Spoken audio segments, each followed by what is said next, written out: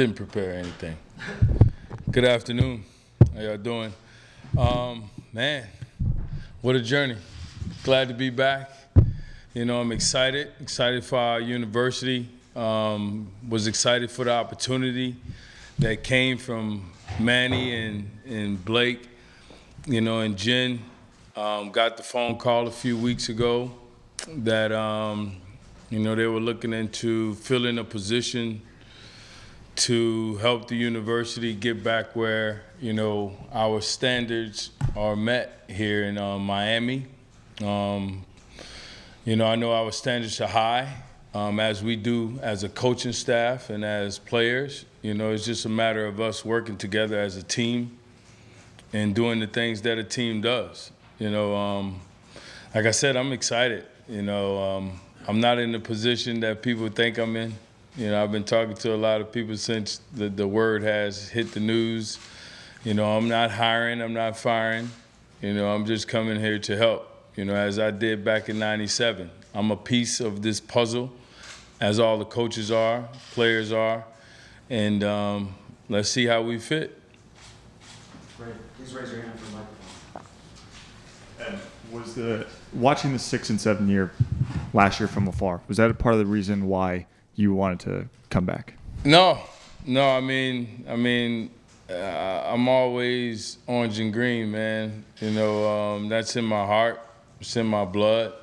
You know, once you become a part of this university, you know, you want to do anything and everything for it. You know, as I said, I received a lot of calls from a lot of players, ex-players, you know, who wants to be a part of this. You know, but they didn't understand that I'm not in that position to do the things that they want, you know. But no, it had nothing to do with last season, though. You know, I know we didn't like what we saw, you know, and nobody accepted that. You know, Manny definitely didn't accept that, and that's something we talk about. You know, but that's last year. You know, that's last year. We went 5-6 my first season here, you know, and then we come back and we have a great year, and years later we win a national championship. So it's a process, man. We have a process going on, you know, and that's part of me trying to help figure out what's needed to get us on that track of fulfilling that standard that we have here. Ed, welcome home, first of all. Thank you. When you've done all that you've done, when you're in a couple halls of fame and got your rings and all that, you could be doing anything right now in life. This is not an honorary job. This is a real job. When you've got things to do, what made you say, I want to work again? What made you say, I'm willing to put in the time when you don't have to be doing this? You know, I'm from a small town, Louisiana, you know, where kids don't have the structure to be successful in life. Yes, I've become a Hall of Famer on every level, college, high school, and pros. You know, so that has helped me to be a light and a role model for a lot of kids that follow in our footsteps. You know, I talked to Emmitt Smith, Mel Blount, Derrick Brooks about this, Reggie Wayne about this, you know, on how we need to set a great example for the youth. You know, and that's what we're here to do for our kids. You know, we have to set a great example for them. You know, if we're not together as coaches, as a staff, supporting each other, encouraging each other, you know, agree to disagree and keep it moving. Nobody is sensitive, so to say, got skin like an armadillo, as Coach Ryan used to say. You know, we'll be okay. You know, we'll be just fine, man. But I think the road that I travel has helped. I actually had a job right after I retired. You know, I coached in Buffalo for a year. I was coaching when I was in my last year with the Jets.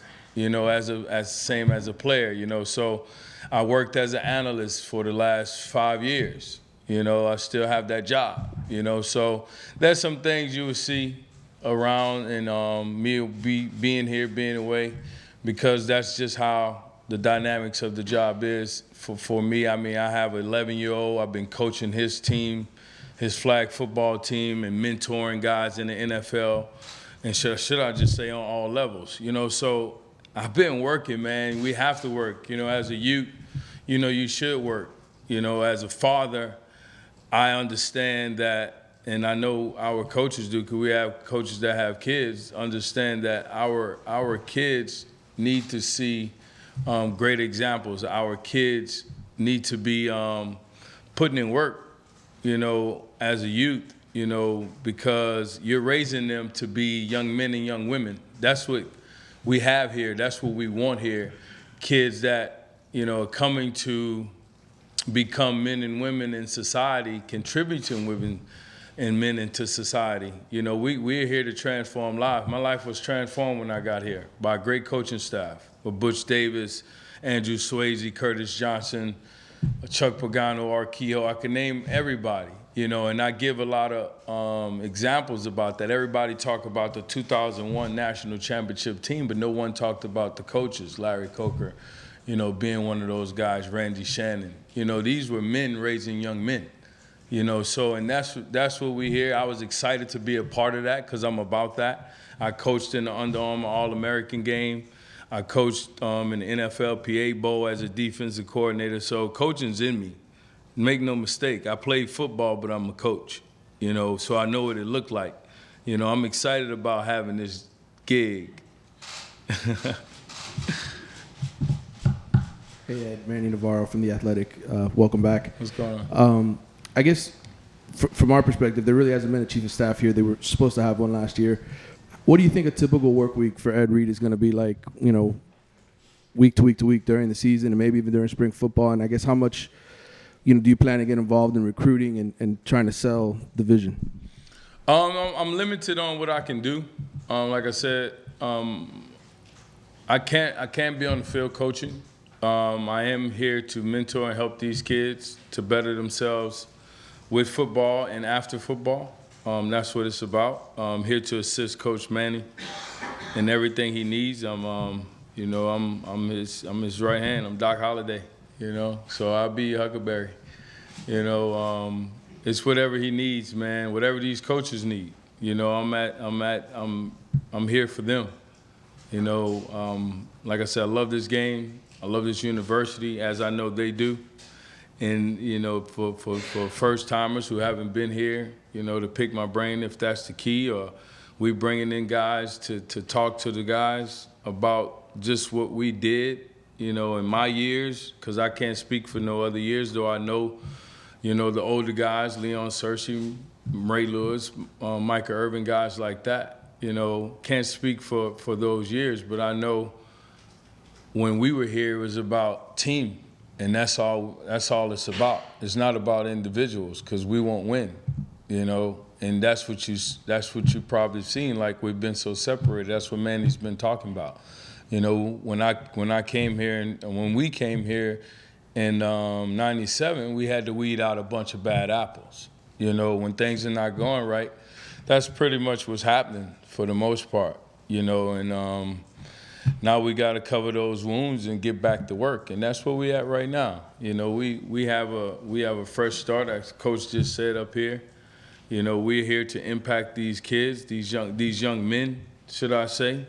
You know, we're here to provide guidance to them, and we need them to understand that they have to be coachable. I've been on that side. A lot of these coaches been on that side. We have to make sure that they understand that they have to be coachable. There's more after this, you know, and that real world is something else, you know. So there's a lot we could provide for them just other than football. There's a lot of stuff that, you know, was provided to us.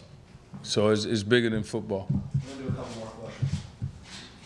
You got a chance to coach Avante Williams at the Under Armour All-American game. Can you kind of talk about your relationship with him and your first impressions of him as a player and what you saw from him like throughout that week? Yeah, there's no relationship. I was his coach for a week. You know, we had a lot of fun. The kid dislocated his finger, thought it was broken. He was screaming. And Reggie went over there, showed him his fingers, and he was just like, "Oh, snap," you know. So he would, you know, it was fun, man, working with him. You know, I felt like the kid was athletic, definitely an athlete, definitely showed heart, you know. But I also saw that he's young and need guidance and need help, with his technique and stuff like that, So, but definitely happy that he chose you to come here. Obviously, you had your own career keeping you busy, and how much have you been around the program since you left? We saw you at the game last year, obviously, but how much have you been, and what's different as you walk around the halls? Man, this place is huge. Just it's like amazing now. I didn't know where this place here was at, the auditorium, but it's grown so much, man, since I've left, since we came in '97. The weight room is a lot bigger. It's more plush. These kids got a game room. They have their own little area, that we didn't have. It was small, more intimate, and not as plush, not as fancy, So definitely gives you those chills when I walk through here, knowing that we were part of the rebuilding of this building, and excited for these kids to have more resources than we did to achieve their own individual greatness as well as team greatness.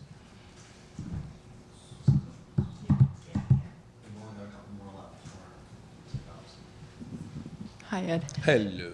Good. Long time no see. Yes, true. Do you plan to be here every day? I know you talked a little bit about that, but during football season, or you have an office here? I have an 11-year-old son. I don't mean to cut you off, but you can it's go okay. ahead and finish if you No, want. I just wanted to know will you actually be here, and where again do you live? Are you in I live at the airport because I did have a job, as I said, but I have an 11-year-old. And Coach called me, and that was the first thing he said is like, I don't want you to stop doing the things that you do, but I would love for you to be around as much as possible. That hasn't been possible because of my son. He lives in Georgia. Mm-hmm. When he was born, I relocated to be close to my son. Okay. It's about being a father, and I know being in college, because of the coaches that I had, Curtis Johnson specifically was a father figure to me, and we're father figures to these kids. That's why I say it's bigger than football, so I won't be here 365, but when I'm not doing other things that I have to do, my priority is Miami. And are you allowed to recruit in any way? Over the phone. Over the phone, I can make calls. I'm not sure what else the NCAA is going to allow because I had a foundation. I've been working with kids for 20 years since I've been in the National Football League. That's why I say I know kids. I know young men. I also respect my elders and I'm coachable. I also know we're all in a learning situation. Each one teach one. And if we adapt that, if we understand, as Coach Harbaugh would say, iron sharpens iron. If we understand that as a group of coaches, as a group, as a university, I know we do because I know our mission statement. And as players, if they understand that, we're gonna be all right. We're gonna get this thing right where we want it to be. Thank you. You're welcome. All right, this is the last one. Okay, this is the last question before I take off. Last two. It was like tied. Ed Guru with Sports and Media Network. I just want to touch base on what you talked about, how you said, you're going to be mentoring after football. After they come out of this, what's next? So I want to know what kind of mentorship will you be giving these young men about that? Would it be business? Would it be, what they can do as far as like sports-wise? Yeah, there's so much, man. I'm still figuring out everything that we're doing. I know there's a lot of things that we did, and we had guys, names I'd rather not mention, but just for where we at, Shapiro-like type people who come around this university and give us a bad rep and do things that put kids in position Well, it's about choices and consequences, but not everybody comes from lucrative, great financial background homes, and you put them in a situation what you think they're going to do. Especially when everything the way it is in college football. It's a billion-dollar industry. These kids providing a lot and not making anything. So I just think we need to be preparing them not only for football but for life. We have a lot of support for this university, a lot of Golden Canes that will and has done the right thing. We used to have guys caddying at golf courses. I worked across the street at Blockbuster, when it was there, and I know you can't believe it, but I did. I could tell you what the new releases were, what they were. But those were the best times, because like I said, these kids, these parents are sending their kids to us to raise them, to take over for them on what they've already built. Every kid is not going to make it to the NFL. I can promise you that. But like my senior class, once we bought into what we were trying to get our point across to all the players as leaders of this team, was that if we work together, all of us are going to have a chance at success. You remember our first year, 5-6. Second year, I believe it was like 8-3. We went to like the Gator Bowl, then the Mike Ryan PC Bowl, and we got better as we went. But the better we got, the more opportunity for these kids as a group, as a whole, was presented. 3 years, like 40-something draft picks or something like that. I mean, you look at the people who I was surrounded by, and I don't mean to say but we surrounded each other with such greatness. Reggie Wayne is my roommate. He's just a finalist in the Hall of Fame. Santana Moss, who's doing great things and doing a lot of community service in Maryland. Delvin Brown, who's a sergeant. These are my suite mates alone I'm just talking about. I can name the Marquise Fitzgerald, those guys who are in Texas, Dallas, who's doing good, the Darryl Joneses, who's a preacher, who always been the preacher. He always held us accountable, but that was all of us doing that. You know what I'm saying? So that's what we have to get to. If we don't get there, you're going to see the same stuff that you've been seeing. It's about those young men buying in as well. It's just coaches can only do so much. You know what I'm saying? We can only do so much. And I know these coaches are going to work hard. That's what they did. They was doing it last year, the years before that when I've been coming. I've been coming here. When I come, coach will be like, you'll speak to the recruits, no problem. It was, so it's like you're just being hired to do a little bit more, When there's nothing any Kane wouldn't do for this university. That's why I was getting so many calls, because everybody is interested in trying to get over here, But everybody's not a coach, Everybody don't know football like that. It's one thing to talk about it, when you watching it. But until you in the locker room, in the meetings, you don't know. So I think we're in the right direction. I think Coach Rick laid a great foundation down, and Manny was here with that. So I know he has the right mindset to do things. It's just a matter of, look, we got to block out the outside and deal with what you have inside. Some people on the outside know what they're talking about, no doubt about it, and we take that into consideration. But at the same time, you're not here like these coaches 24/7, man. That's a tough job. I coached. I know how it is. You know what I'm saying? And if you don't work together, because I was on that side where coaches wasn't working together. We wasn't meeting together. We'll go out to a bar together, but that's not it. It's about doing and having the right structure upstairs. It takes an organization. I was with a great organization in Baltimore. I called Ozzie as soon as I got this job. He's like, I look forward to talking to you. So don't be surprised if you see me sitting next to Ozzie at practice in Baltimore. Because I want to know. You got to pick people brains, mentor brains who I've had mentors to get me to this stage. I don't make it here by mistake. You know, it was bigger than football. You see, so you had to surround yourself with the right people. That's what we're trying to get these kids to understand. There's a whole saying, you show me your friends, I tell you who you are. You know, so if they're doing certain things off the field, we got to address that. You know, I hate the transfer portal, but, you know, it's a good and bad thing. But I could tell them parents now, I could tell those kids now, if you don't want to be here, don't come here. If you don't want to work hard, don't come here. If you don't want to compete, don't come here. Not while I'm around. Not while these coaches are around. Because I know what I saw yesterday. You know, just standing out there watching. I know what we want, you know, and I'm going to get to learn more because in life you're going to learn to the day you're going. You're always learning. You know, you'll be a fool to say, I know it all. You know? That's what makes this so good, the diversity of the University of Miami. You got people from different walks of life, different areas. They experience so many different things. When you put that together, you can have a great thing if we come together. Hey, Ed. Thanks for your time.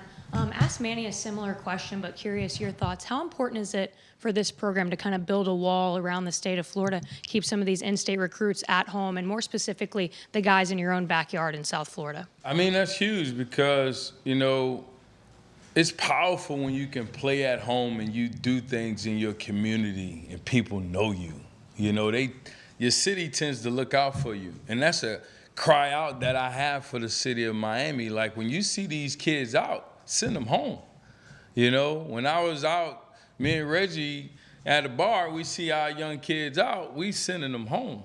You know, but that's key to not to get as many of Miami guys, as many as Florida athletes as we can. But there's also kids all across the country too. You know, I mean, and I always said you want kids to be successful. You want kids to go to college. Of course, we want the best, but we want the ones that's going to compete, come and have fun, and do the right things, you know, who want to make something of themselves, who's not going to turn away from competition or a coach yelling at you or a coach talking soft at you, you know. That's what you want. We didn't run from competition, our class, and a lot of other guys behind us. We was about that life. You come here, be about that life. Don't want to leave. Bleed the orange and green and go through those ups and downs that life gives you. You know, no quitting. No quitting when you come here, because that's what it was about. Can't bend over, can't cross your legs, can't put your arms on your head. Stand up, be accountable. Because when it's all over, because it goes by like that, college, NFL, real world will hit you like a ton of bricks, you know? And a lot of you know it because you're grown now. You have to have your job. You have to pay your bills, you know? It's about, and that's what we're here to teach. We're here to teach these young men how to be men after this. There's life after this, you know? So put away those mischievous things that you would think is going to help you now, the taking the money and you put us in trouble, you get us in trouble. You know, the going out when you got plenty time for that. Miami hasn't changed since I left. You know, they actually got probably more clubs and stuff going on, more distractions, you know, with the phones and everything. You know, so these kids need to listen even more so, but that's on us too as father figures, you know, and mothers out here to teach our kids to be, you know, better kids in society. You know, our mission here in Miami is to transform lives. You know, let's get to that. What's up? Thank you so much for watching ESPN on YouTube. Don't forget to download the ESPN app, and if you want more premium content, which you do, make sure that you subscribe to ESPN+. See you soon.